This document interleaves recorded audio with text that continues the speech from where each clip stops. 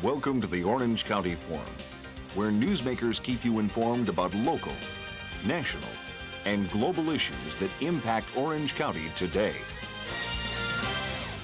Our speaker, Dr. Timothy White, Chancellor of the California State University System. He is a first-generation Californian and U.S. citizen. He was born in Argentina, and he followed the master plan here in California. So he went through our JC system, went to our Cal State system, ultimately got went to one of our UC system schools, and then became a chancellor of UC Riverside, where one of his accomplishments was getting a medical school now in Riverside. So we have another medical school in Riverside, in the Cal State system.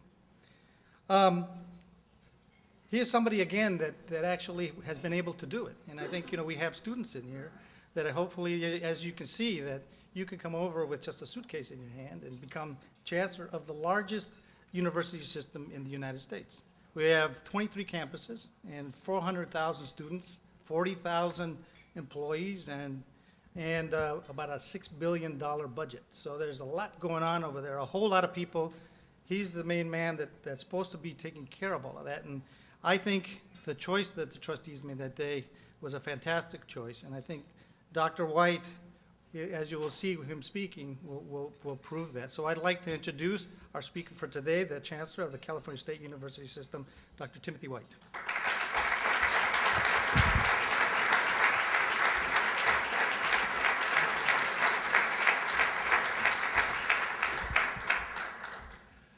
Well, thank you, Henry, and good afternoon, everyone. It's nice to be here. Now, I'd like to touch a little bit on the future as if I knew what it was going to be. Reading the tea leaves these days in all of our lives are pretty difficult.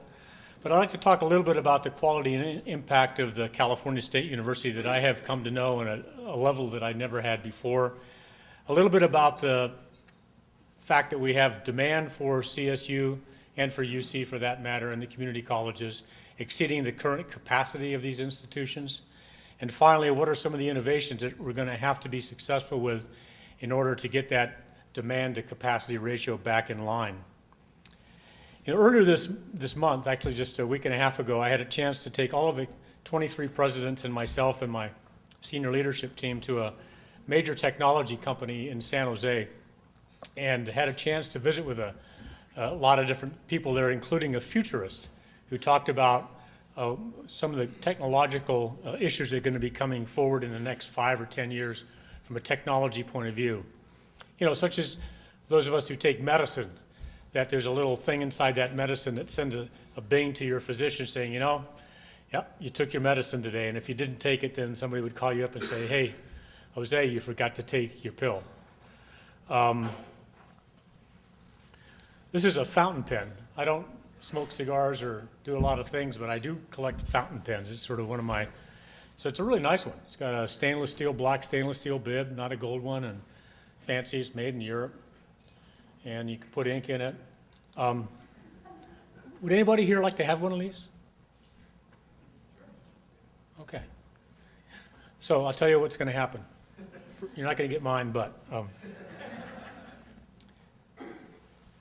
I could print you one 10 years from now. I could take a pen, put it in a box, and just like a printing machine does multiple layers and prints a poster or prints a multicolored piece in the paper, the technology is well on its way to be developed to be able to print a car, a wrench, a pen, a kidney.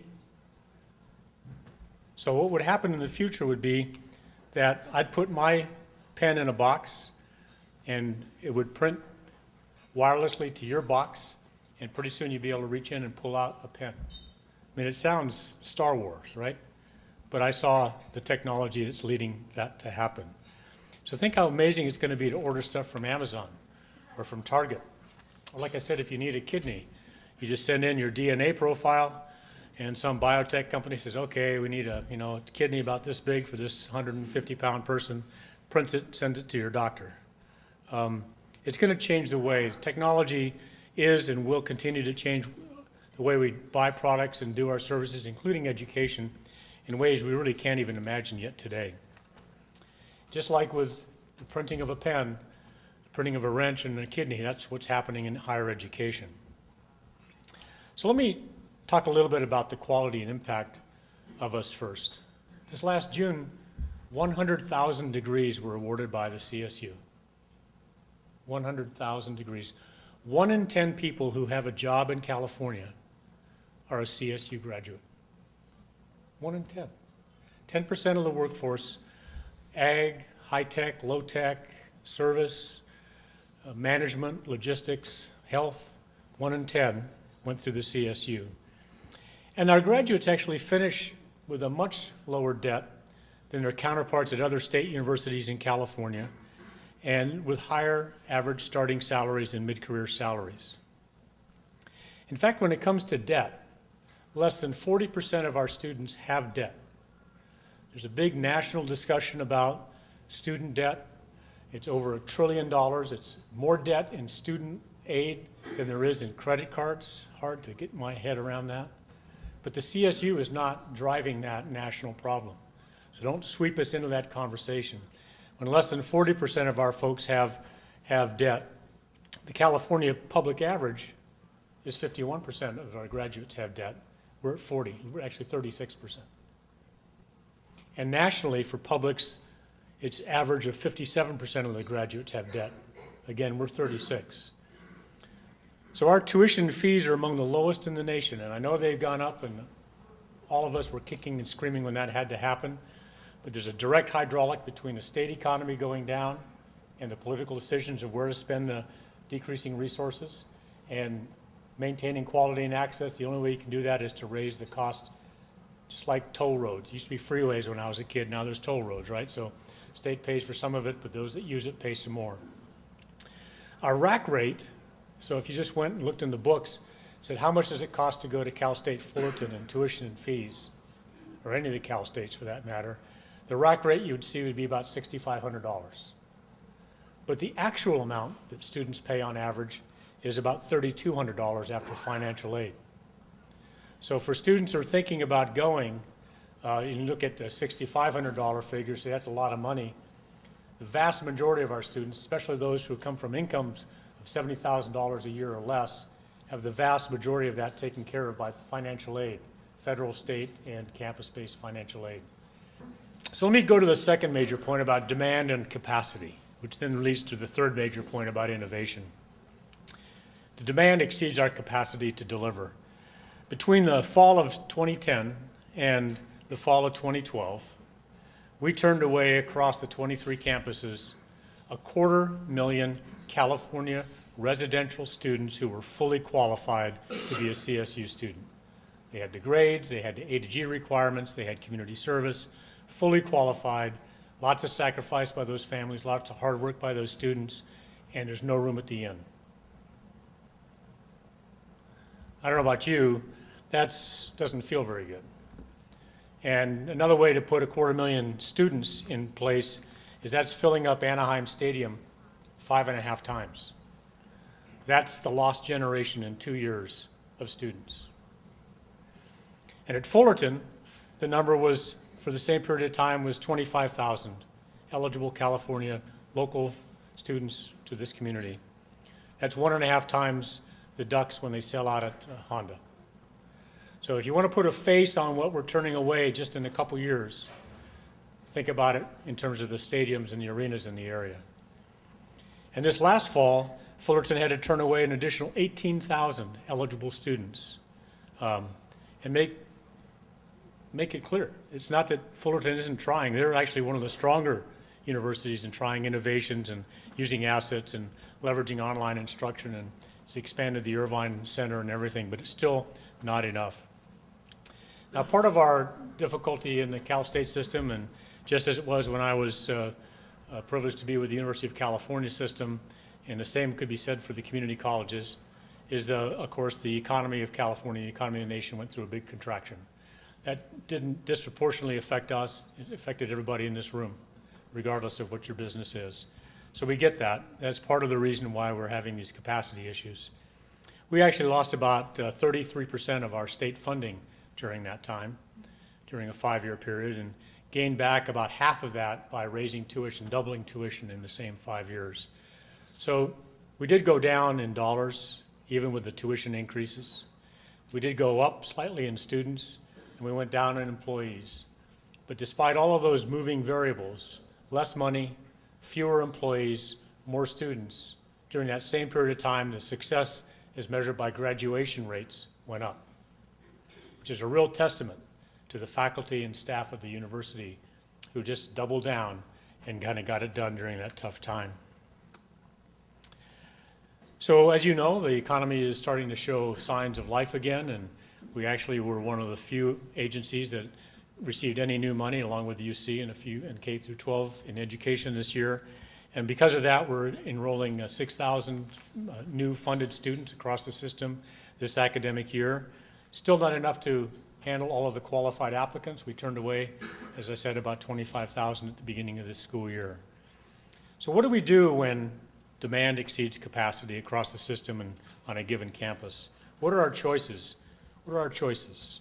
Well, one of them is to turn them away. And we've been doing that. It doesn't feel good to anybody because we know of all the benefits of higher education, both to the person and to society at large, the public good, the public purpose of higher education. People want new skills, they want better jobs, they want to move ahead. So we can't simply hang up a close sign and point to Sacramento or point to the economy or to the Fed and say, well, it's all their fault and we don't bear any responsibility for it. I think we have to face this issue of demand exceeding capacity head on by challenging that old model of education, by rediscovering the way we send a pen to our friends. How do we rediscover the way we deliver education to our students and do the creative activity of a university? So we're continuing to explore a whole variety of ways, and some are working and some are failing. But with those failures, we learn what to do better the next time around. So let me talk a few minutes about some of these innovations. We did receive some additional state funding, and we set aside a significant portion of it to try and bend the cost curve while increasing capacity. So we're emphasizing, to begin with, some high impact practices, the ones that we know actually make students stay in school, take higher course loads, and get through quicker, reaching graduation sooner rather than later. Such things as service learning or undergraduate research opportunities, peer mentoring and intensive writing seminars to support our students' ability to write and to communicate and get past those early hurdles. They all have a demonstrated big impact, especially first generation kids like I was, especially people who come from a school district that may not be functioning at the level that we would hope it to be and have not had the opportunity. They have all the intellect in the world, they just haven't had the opportunity to express it. The idea really is to get more students in and get them to degree and out sooner. If we get them out sooner, that means somebody else can take that seat and start their way through. So it's a double-edged win when we get somebody through quicker because they get out to whoever's next and somebody else can get in.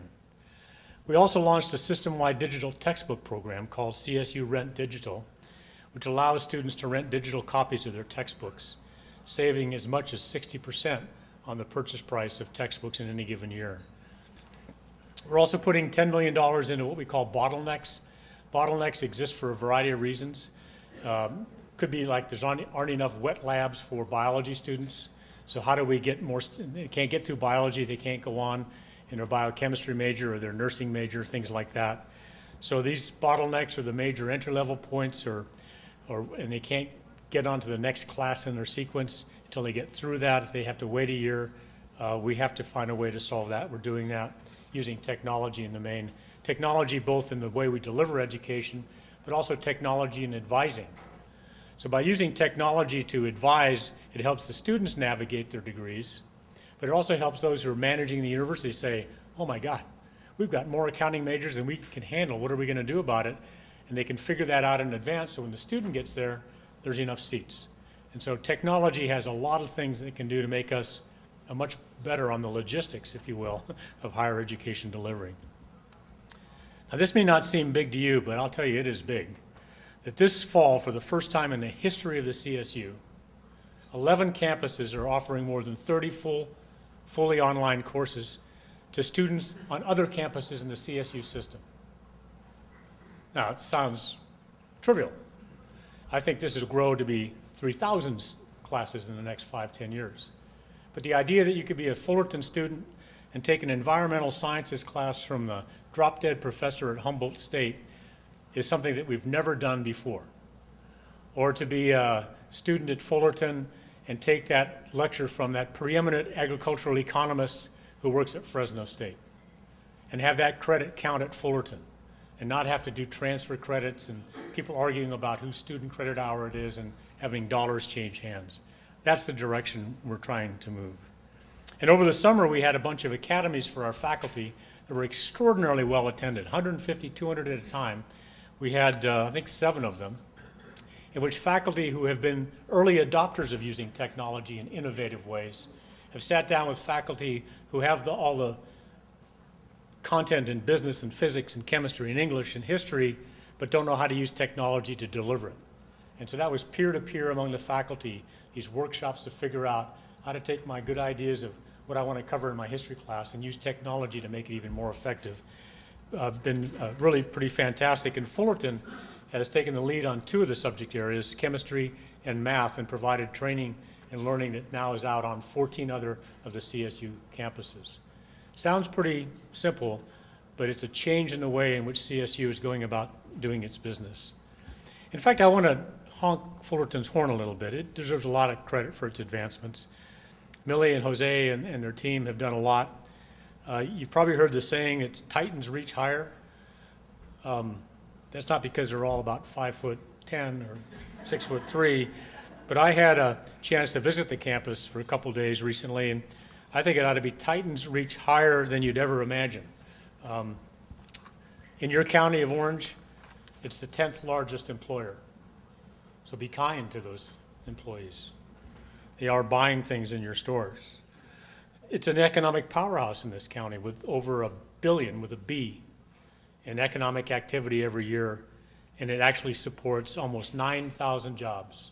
The economic study says 8,947 jobs are driven by the economic impact of the Fullerton campus. And it is the first in California among top colleges and universities to award baccalaureate degrees to Latino and Latina students. First in California. In fact, the CSU provides degrees when you disaggregate who's getting degrees. 50% of the Latina population in the state of California get their degree from a Cal State. And that's 57% of all degrees. So that's the UC, the USCs, and the Stanfords, and the Claremonts, and the for-profits, and the thises and the that's. Everybody together, we're giving out 57% of the degrees to those who come from the Hispanic community. Fullerton students provided 1.4 million hours of community service last year.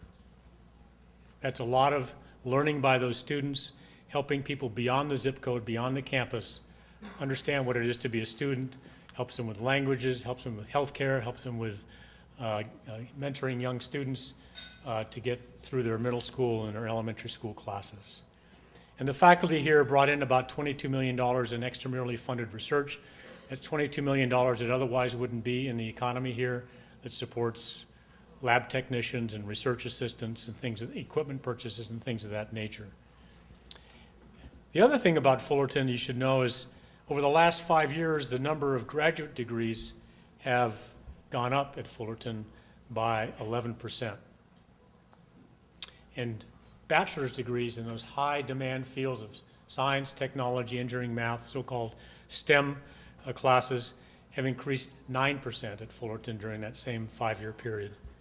And the graduate degrees in STEM have gone up 18%. So not only they're putting out more degrees at the graduate and undergraduate level, they're disproportionately putting out more degrees in the high demand STEM fields, which fuel the technology, the biotechnology, the technology innovations in this community. So let me finish by saying a little bit looking forward. You know, we don't have a futurist that talks about printing a pen or a kidney, but there is a truth that the campus presidents and provosts and I have to sort of think like futurists almost every day. Where's that proverbial puck going to be 5 and 10 years from now? What do we have to be doing today to prepare our campuses and our faculty and our staffs and our facilities to meet the demands of the students and the needs of society 5, 10 years down the road? So we're looking past the current buildings, the current curriculum, the current teaching models, to envision a future that is much more digital, connected, interactive. Not virtual, but using digital interfaced with our real-life experiences in order to meet the needs of the future. So each day we ask questions like this. Could there be a time when a student never has to leave her home in order to get a degree? Perhaps the student could feel like she was in the classroom sitting right next to somebody else in a hologram. You wouldn't know whether it was real or just an image of that person. They could hear all of the conversations in the classroom. So we're just not talking about online going through ABC's questions 1, 2, and 3, but using visual technology that is not even here yet to bring that person into that space. What kind of technology infrastructure, IT infrastructure, do we need to have that capacity as it's continuing to develop? Could a student who's a student teacher out in one of the local high schools having difficulty in their teaching math be able to have an active live consultation with their master teacher by talking into the corner of their eyeglasses? And that master teacher comes as a hologram in front of the left eye, says, how many times did I tell you, when those kids lip off, don't bite? Just ask it when the drama's going to be over so you can get back to the lesson. Could a student participate in virtual field work or exploration will allow them to work full-time in Anaheim, but every day spend 6 or 8 hours going through the Mayan ruins at the same time? Or could a student go to the Mayan ruins for 6 months and take all of her classes at Fullerton, her math and her history and her English classes, while she's in the Mayan Peninsula, and stay in school while doing the field work? The answer will be yes. So we're picturing the way in which technology is going to expand our abilities and expand our capacity every day to make the CSU better than it is today. We want to stay meaningful, we want to stay relevant, but most importantly, we want to stay connected to California's needs going forward, which is where you all come in. That means doing what we can to innovate, but also listening to the needs of the communities, so we can make sure we have programs that meet those needs. You know, when I first started in this job and wasn't known to some people, you all know we've had some labor difficulties over the years. They don't exist anymore, but one of the first questions was kind of a snarky question. I want to identify the campus. It was not Fullerton, by the way, where a person who was known activist of an employee said, well, I've heard you talk about private partnerships, Tim, so how are you going to privatize the CSU and who's going to be the shareholders? And you could just feel the kind of venom in the question. And I don't know who this person is. Is this the Nobel laureate, or is this some crank who's not got his way or her way for 20 or 30 years? So I looked at him, I said, well, you know, we're just like a big business on Wall Street, which is not the right answer to give, right? And I said, you know, but there's only one difference. In Wall Street, you drive your business to the bottom line and the shareholders who've invested in your company. And that's how you measure success. And hopefully there's a social responsibility, but we know there's some companies that just drive to the bottom line. I said, well, we're going to drive to the bottom line just like those big Wall Street companies. But our shareholders is the public of California. That each person who pays taxes has over the millennia paid for our buildings, our grounds, our equipment, and the salaries of people that work there today and have worked there before. And so we have to be responsive to our shareholders. We have to be responsive to the needs of California and Californians. And while it's nice to get a $10 million this or a $5 million that, if you add up how much money each of you in this room over your lifetime and everybody you represent in this state of almost 40 million people, you'll recognize that if we don't stay connected to our communities, campus by campus, program by program, with advisory boards, we won't be able to serve you, who at the end of the day is who we should be serving. So I want to sort of lower those walls and decrease the ivory towerness of the CSU. It's not very profound today, but it can't. Some campuses think they are, and we're working on them every day to take care of them. So I hope you think about us and think about Fullerton, if that's the campus your business is closest to. Think about ways you might benefit by having an intern spend a month, a week, a summer with you. Think about ways in which you might come to a job fair, a career fair on campus and explain to early students about what careers are like in banking or in ocean work or in journalism, if you know what journalism is going to look like. I mean, it's, people are going to communicate through journalism and media, but what's it going to be? There's a lot of ways in which each of you could help, in your own little way, create an opportunity for a student to get another glimpse of insight. So I encourage you to do that. And if there's any problems, see Jose. If there's any successes, let myself know. Or Millie, let Millie know when there's problems.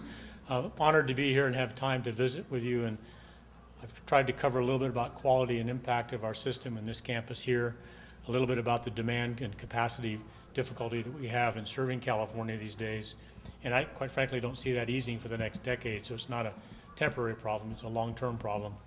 And some of the quirky innovations that we're trying to do, in addition to some other innovations, in order to get students in, connected, stay in school, and get out quicker with their degree and go on to whatever's next. So thank you for your kind attention.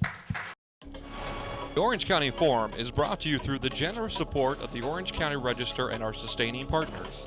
For more information about the Orange County Forum, call 949-588-9884. The Orange County Forum is a nonprofit organization. Your contributions are tax deductible.